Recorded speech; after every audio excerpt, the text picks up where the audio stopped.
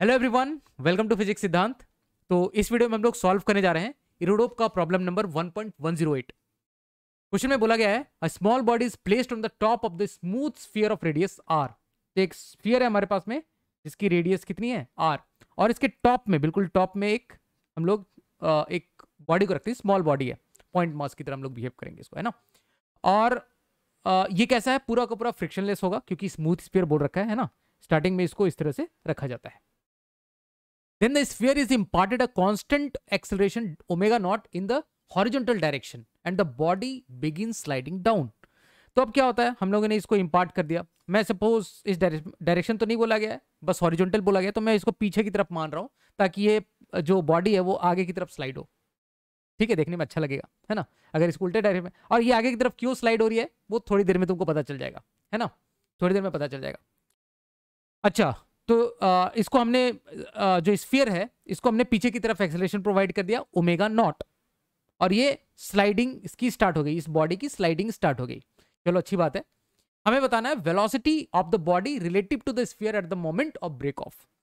तो relative to the sphere बोला गया है, ग्राउंड फ्रेम में नहीं बोला गया है ना। ग्राउंड फ्रेम में अगर हम लोग खड़े होकर इस चीज को एनालाइज करते तो बहुत ज्यादा मुश्किल होता है ना। ग्राउंड फ्रेम में पहले हम लोग को क्या करना पड़ता। अगर हम लोग सोचो इस क्वेश्चन को अगर ग्राउंड फ्रेम से सॉल्व कर रहे होते तो सपोज ये बॉडी कहीं पर इस पोजीशन पे होती, है ना, इस पोजीशन पे कहीं पर होती, तो इस पे एक तो नॉर्मल फोर्स लग रहा होता, एक mg फोर्स लग रहा होता, है ना।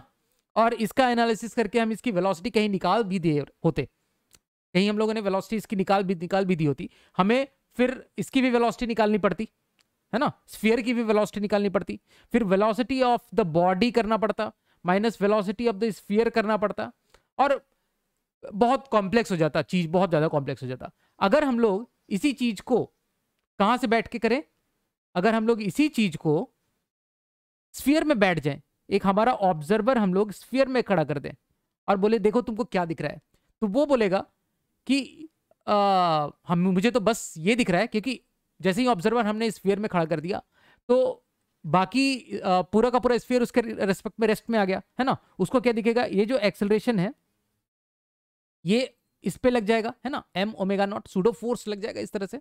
m ओमेगा नॉट जो सूडो फोर्स है वो बॉडी पे लग जाएगा, है ना।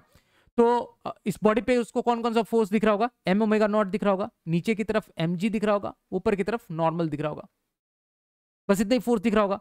तो वो इसके रिलेटिव ये जो बॉडी है वो बढ़िया से आराम से इस तरह से स्लाइड होती हुई नीचे आएगी, है ना। इस तरह से बढ़िया से स्लाइड होती हुई बॉडी नीचे आएगी, तो उसको देखने में मजा भी आएगा। और इसके रेस्पेक्ट में हम लोग इसकी वेलोसिटी सब कुछ कैलकुलेट कर देंगे, बस स्फीयर में हमें खड़ा होना है ना। तो जो रिलेटिव टू द स्फीयर बोला गया है वो भी हमारा काम हो जाएगा, रिलेटिव टू द स्फीयर हम लोग निकाल देंगे।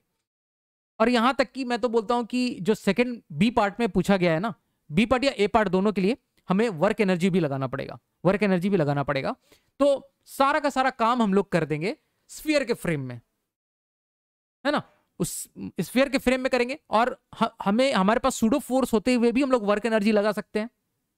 अगर हम लोग सूडो फोर्स का भी वर्क डन कंसीडर कर ले तो कोई दिक्कत नहीं, कोई तकलीफ नहीं। सारी वेलोसिटी हम लोग बात करेंगे, जो काइनेटिक एनर्जी जो हम लोग बात करेंगे वो इस ऑब्जर्वर के फ्रेम में बात करेंगे, स्फीयर के फ्रेम में बात करेंगे, तो सब कुछ हमारे लिए आसान हो जाएगा। ठीक है, चलो। तो हमारा जो इनिशियली जो ये था, ये पार्टिकल है जिस पे हम लोग फोर्स का एनालिसिस कर रहे हैं या फिर जिसके मोशन की हम लोग बात कर रहे हैं, वो यहाँ पर था, इस पोजीशन पे था, ऊपर पे था, है ना, यहाँ से बिल्कुल ऊपर इसके टॉप मोस्ट पोजीशन पे था। अब इस पे हमने सूडो फोर्स लगा दिया था, इधर m omega not pseudo force लगा दिया, है ना। तो किसी भी टाइम पे बाकी फोर्सेस भी लगा दो, यहाँ पर से नॉर्मल, नीचे की तरफ यहाँ पर mg, है ना। तो हमें निकालना है जब ये ब्रेक ऑफ हो रहा है, मतलब जब ये इसके साथ इसका कनेक्शन इसके साथ छूट जाएगा, है ना, इसका कनेक्शन इसके साथ छूट जाएगा, इस स्फीयर के साथ छूट जाएगा, उस समय ये थीटा नॉट बेसिकली हमें निकालना है और इसकी वेलोसिटी हमें वी नॉट निकालनी है, यही करना है हमें। तो हमें हम लोग मान लेते हैं यहां पर से कहीं पर ये छूटता है ना, जहां पर यहां से छूटता है, छूटने का मतलब क्या, इसका नॉर्मल जीरो हो गया। नॉर्मल जीरो हो गया तो कौन कौन से फोर्स बचे, mg तो लग ही रहा होगा, और दूसरे फ्रेम में बैठे हैं स्फीयर के फ्रेम में, तो m ओमेगा नॉट भी लग ही रहा होगा, है ना, स्फीयर के फ्रेम में बढ़िया से खड़ा होकर देख रहे हैं हम लोग। तो m ओमेगा नॉट और mg, क्योंकि नॉर्मल जहां पर ब्रेक ऑफ हुआ, थीटा नॉट पे ब्रेक ऑफ हुआ, वहां पे नॉर्मल जीरो हो गया, यहां से नॉर्मल होता लेकिन नॉर्मल जीरो हो गया। तो हम लोग मान रहे हैं यहां पर इस पॉइंट पे इसकी जो वेलोसिटी है वो कितनी हो गई है, वी नॉट। तो बेसिकली हमें वी नॉट भी निकालना है और थीटा नॉट भी निकालना है।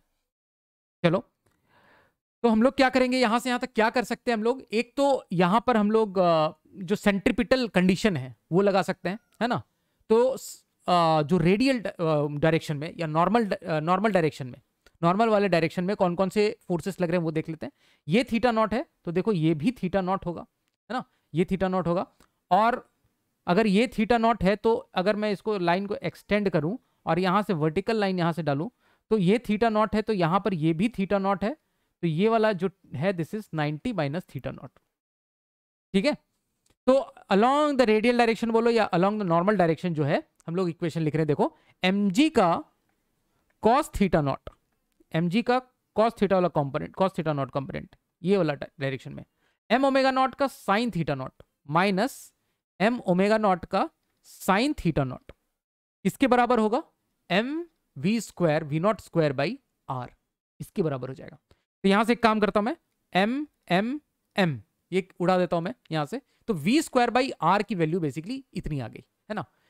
तो एक काम करता हूं मैं, वी नॉट स्क्वायर की वैल्यू यहां से मैं इतना लिख देता हूं। ठीक है, तो ये मेरे पास में पहला इक्वेशन आ गया। ये हमने क्या है, सेंट्रीपिटल कंडीशन लगा दी है ना, along centripetal direction, normal direction या रेडियल डायरेक्शन जो भी बोलो, पहला। दूसरा क्या कर सकते हैं हम लोग, 1 से 2 में वर्क एनर्जी लगा सकते हैं, वर्क एनर्जी, वर्क एनर्जी लगा सकते हैं, बिल्कुल लगा सकते हैं। सूडो फोर्स का भी हमें वर्क डन कंसीडर करना पड़ेगा। तो कौन कौन से फोर्स लग रहे हैं यहां पर देखो, एक तो mg लग रहा होगा, तो mg का वर्क डन कितना हो गया, mg का वर्क डन देखना बहुत ही आसान है, यहां से वहां तक तो कितना नीचे आया बस हमें वर्टिकल डायरेक्शन में वो देखना है। तो पहले ये था कहां पे, पहले था ये r पे, है ना, अब कहां पे आ गया ये वर्टिकल हाइट पे, ये यहां पर आ गया, मतलब r cos थीटा नॉट पे आ गया, है ना। ये कितना है r cos थीटा नॉट, पहले r पे था, r cos थीटा नॉट पे अब आ गया, कितना नीचे आया, r into 1 minus r cos theta not नीचे आया, है ना। तो वर्क डन बाई ग्रेविटी कितना है, नीचे ही लग रहा है, mg नीचे ही लग रहा है, r into 1 minus cos theta not नीचे आया, पहले r पे था अब कितना है, r minus cos theta not height पे है, मतलब यहाँ इसको मैं अगर रेफरेंस ले रहा हूं तो ओरिजिन को रेफरेंस ले रहा हूं, तो पहले r पे था अब नीचे r cos थीटा नॉट पे आ गया, मतलब r minus r cos theta not नीचे आया, तो r into 1 minus cos theta not, तो इतना वर्क डन, mg नीचे ही लग रहा है, नीचे आया है, इतना पॉजिटिव वर्क डन हुआ ग्रेविटी का। दूसरा नॉर्मल का तो वर्क डन यहाँ पर जीरो होगा दिखता है, ठीक है। तीसरा सूडो फोर्स कितना लग रहा है इस पे, m ओमेगा नॉट कॉन्स्टेंटली यही लग रहा है हॉरिजॉन्टल डायरेक्शन में, और हॉरिजॉन्टल डायरेक्शन में ये कितना डिस्प्लेस हुआ, हॉरिजॉन्टल डायरेक्शन में ये देखो यहां से हम लोग देख सकते हैं, हॉरिजॉन्टल डायरेक्शन में पहले ये इसको अगर मैंने ओरिजिन माना है ना, इसको मैंने इसका जो सेंटर है इसको मैंने ओरिजिन माना है, तो यहां से ये वाला डिस्टेंस कितना हो गया, r sine theta not, r sine theta not horizontally ये डिस्प्लेस हुआ है, क्योंकि देखो ये r है ना, मैं इसको एक बार हटा दूं, यहाँ हटा देता हूँ, ये वाला r है ना, ये थीटा नॉट है, तो ये वाला जो लाइन है दिस इज, इतना तो साफ दिख रहा होगा, ये वाला r साइन थीटा नॉट है, r साइन थीटा नॉट है, ठीक है। चलो तो m ओमेगा नॉट कितना डिस्प्लेसमेंट है, r sine theta not along the direction of force, है ना, सूडो फोर्स है, तो वर्क डन है सूडो फोर्स बराबर चेंज इन काइनेटिक एनर्जी। तो इनिशियली ये टॉप पे 1 पे 0 पे था, है ना, फाइनली ये half m v not square पे आ गया, ठीक है। अब ये m उड़ा देता हूं मैं, ठीक है, और क्या कर सकते हैं, देखो यहां पर एक टर्म आएगा G R minus G R cos theta naught plus omega naught r sine theta naught. अब ये चीज तुमको साफ दिख रहा होगा कि ये वाला टर्म है are g cos theta not minus r omega not sine theta not बराबर v नॉट स्क्वायर, ये वाला टर्म देखो उसका नेगेटिव है, ठीक है। तो हम लोग क्या बोल रहे हैं, ये टर्म उसका नेगेटिव है, ऊपर वाले फर्स्ट इक्वेशन से देख लो उसका नेगेटिव यहाँ पर नीचे रखा हुआ है, तो हम लोग क्या करेंगे, इसको मैं माइनस वी नॉट स्क्वायर लिख सकता हूँ बराबर वी नॉट स्क्वायर बाई 2, तो यहाँ से मैं जी आर बराबर लिख सकता हूँ 3 वी नॉट स्क्वायर बाई 2, तो वी नॉट की वैल्यू आ गई रूट ओवर 2gr/3, तो ये वी नॉट हम लोग यहाँ से कैलकुलेट कर सकते हैं।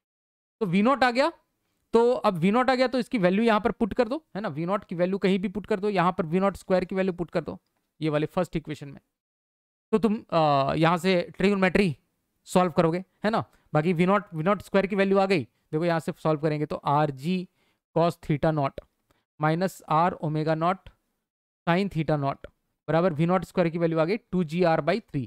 तो यहाँ से आर आर आर उड़ा सकते हो और 2G/3 इधर तो नोन है ना। तो ये तुम इक्वेशन को सॉल्व कर लेना, और सॉल्व करते के साथ मैं सॉल्व नहीं कर रहा हूँ, यहाँ पर कॉस थीटा नॉट की वैल्यू यहाँ से मिल जाती है, और यहाँ पर ईटा का जो टर्म है that is omega not by g. Practice करो आराम से, ट्रिग्नोमेट्री आराम से बैठ के बढ़िया से सॉल्व करो, स्क्वायर स्क्वायर करो, साइन थीटा को √1 माइनस कॉस स्क्वायर थीटा लिख के जैसे भी सॉल्व करना चाहते हो कर लो। और इसी में पूछा गया था कंटिन्यूएशन में, अगर ओमेगा नॉट बराबर जी हो जाए तो थीटा नॉट की वैल्यू क्या हो जाएगी। तो यहाँ से ओमेगा नॉट बराबर जी मतलब यहाँ से ईटा की वैल्यू कितनी हो जाएगी, ईटा बराबर 1 हो जाएगा, है ना। ईटा की वैल्यू 1 हो जाएगी, तो यहाँ से तुम फिर यहाँ से ईटा की वैल्यू 1 पुट कर दो और कॉस थीटा नॉट निकाल दो, है ना। कॉस थीटा नॉट निकाल दो, कुछ 17 डिग्री के आसपास आ जाता है। पता नहीं इतना बकवास कैलकुलेशन क्यों दिया, अब दिया है तो कैलकुलेट करो, तुमको कैलकुलेट करने की जरूरत नहीं है यार, इतना भी हो गया ना, हो गया, है ना। फालतू के कैलकुलेशन में क्यों उलझोगे, 17 डिग्री 18 डिग्री कौन याद रखता है यार,